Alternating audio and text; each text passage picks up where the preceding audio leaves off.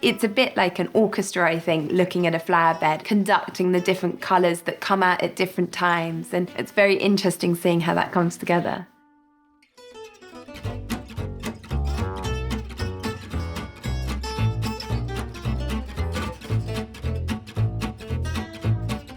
From the moment I set in and knew that a lot of the original features were in here, it became really exciting, and I sort of knew that it had the bones to become an amazing home.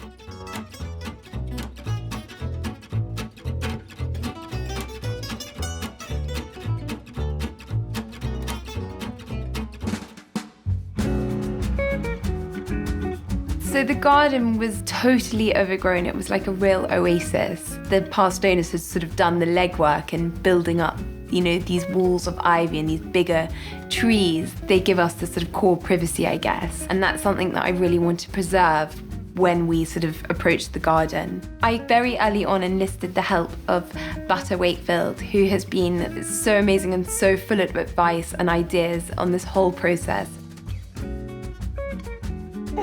Oh, sorry, shall I? Sorry. Good old Instagram. That's how I found Matilda. Yeah, and mutually I've been admiring lots of Butter's work that she'd done, and I think that there's often a very formulaic layout with the London, particularly terrace houses, and I think the way that Butter approached them is always really interesting and characterful.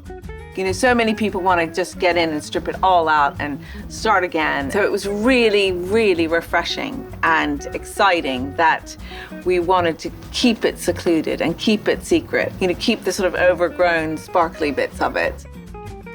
One thing that I was quite adamant that I wanted to use was some sort of set stone, traditional kind of cobblestones that you'd perhaps see like in a Mews street in London. And other than that, I sort of pretty much sort of let Butter guide the way.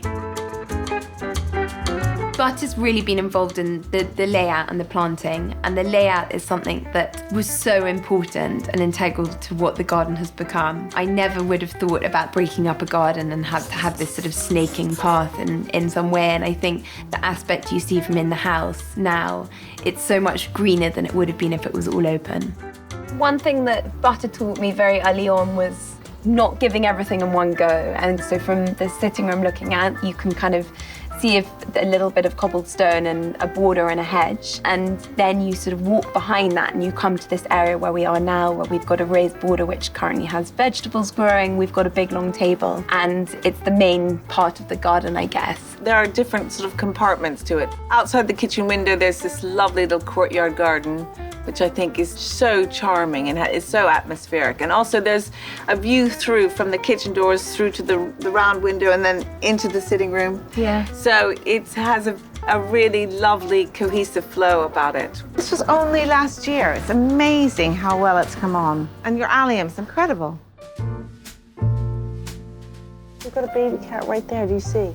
Where? Should we put it out? No, it's two babies. But look, it's coming. Isn't that sweet? Thank you. Oh, it's adorable. Butter's really led on all the planting. I'm very much learning. I think it all starts with the soil. We brought in really top quality, top soil. You'll get anything to grow properly if the soil is well draining and full of nutrients. And you can see everything is flourishing because of it.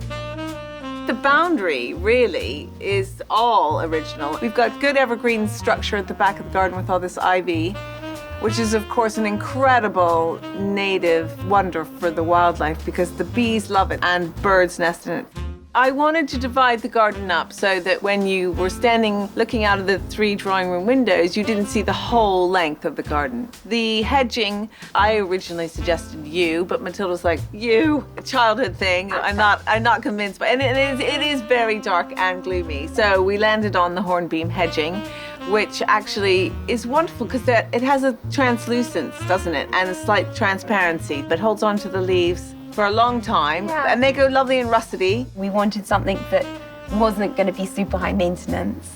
And, you know, I'm a very novice gardener and enjoy, you know, on a sunny Saturday, deadheading. We wanted something to be really quite practical and that it could kind of go with the seasons and look great kind of throughout the year with the hedging. Yeah. And not need mowing the whole time. Yes, no grass here.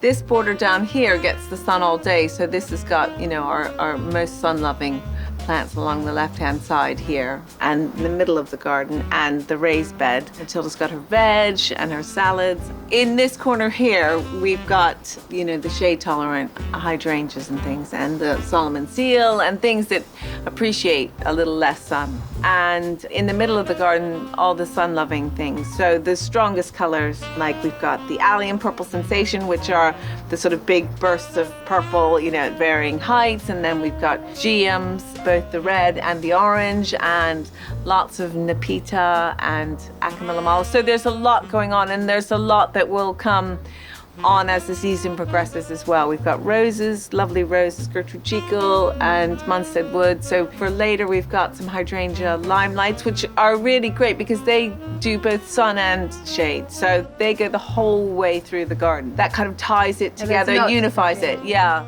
Things that will spill over onto and soften the edges of the pavement, like the primulas running down. That's so sweet. The raised bed came about because I think we really wanted seasonal interest, didn't we? And you wanted to be able to cut flowers. I seem to remember that from your brief. I think we also wanted to have a raised bed because it also doubled up as another bench. And actually, having had friends here at the weekend, everyone did perch around it. Yeah, now I love this. This is a Euphorbia schillingii.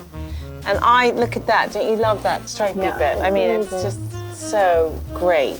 The best tended gardens are gardens that are tended every day. Sorry, but it's true. I think particularly with the planting, why Butter has been very clever is that she has encouraged me to use plants that I probably wouldn't otherwise have used, but they perhaps hold their leaves and their greenery in the bleaker months. We were also quite restricted on budget, and we found some old railway sleepers that we have used for our raised beds, but also have built a long bench in that serves with our table. Outside of my kitchen, I bought a giant zinc old bath from a Hungarian dealer, and it's been planted up with lots of varying hydrangeas. Again, it's that sort of focal point, and it really makes that space that sits under the porthole window. There was a sort of slightly disused area which sits in the shade just outside my sitting room, which I've just found like an old wrought iron plant stand that currently has lots of different variations of pelargoniums and geraniums, which is a really nice pop of colour. Geranium smells so good. Oh. I think obviously light plays a massive role, and that obviously lends itself to where you're probably going to sit. I think it's really nice to have an additional bench if you can at the front of your house, or another little bench outside the door, where it's about these little other areas that you can bring together. Another design point that I thought was so clever of you was your butler's sink in the courtyard. It's so functional, and I think visually very pleasing to look at. They had a sink there before. I don't know if I would have now. It's brilliant, but I wonder if I would have thought about putting one in. But there was a water point there and everything. The way you've created, like with your plant stand and your raised bed and the little vignettes that you've created, if all goes to plan, you'll learn to love it and all that it brings and offers. I think a garden should be treated as another room in the house, and also not just using it in the summer months. So we had 2 lights on the back of the house. I found some zinc lights, which I painted in a dark red that was left over from my kitchen door inside. I have to admit here, I actually thought that having lights in the garden was like really grand and was very against it. And Tom, my husband, was adamant that we had to have them. And I've got a massive tail between my legs now. It makes a difference. So I definitely, I have to admit I was wrong on that one. I think the garden has been one of the most rewarding rooms in the house to work on, because I feel like I've put more love and tended to it more than any other room, yet it's kind of out of our control and it chooses what to deliver. I think it's something I will enjoy forever.